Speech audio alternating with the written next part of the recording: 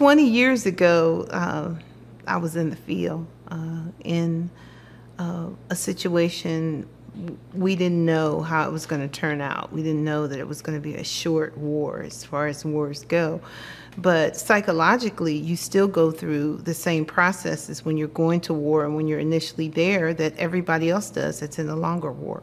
And some of the things that you experience while in that environment, you still deal with them 20 years later. And post-traumatic stress disorder is one of those things. I think having had that experience, it's made me a lot more sensitive to other people that I see symptoms of PTSD in, even if they've served in conflicts prior to mine, like Vietnam or even World War II, Korea. Up to the present day, I can pick out the symptoms in others because I've experienced them myself.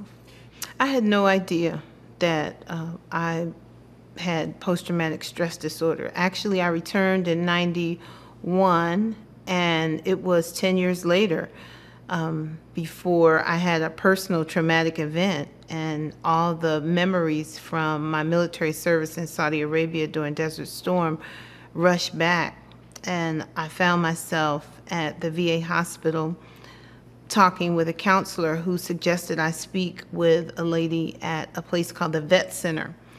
And after a couple sessions with this therapist, who incidentally did save my life, she told me, she said, "You have post-traumatic stress disorder from your military experience." And my initial response was, "I don't have that. That's not me." Well, in hindsight, which is always 20/20, I was having symptoms since I returned from the desert. I just was able to minimize the symptoms and go on with daily life. But at the 10-year point, I was one of the things I was doing is that I did not talk to anyone that I served with. I had no connection with anyone.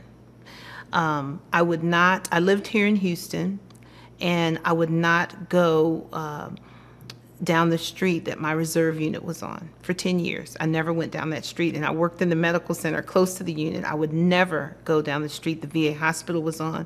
I had nothing to do with anything military, and I never, ever mentioned anything about me being in the military or anything about my military service.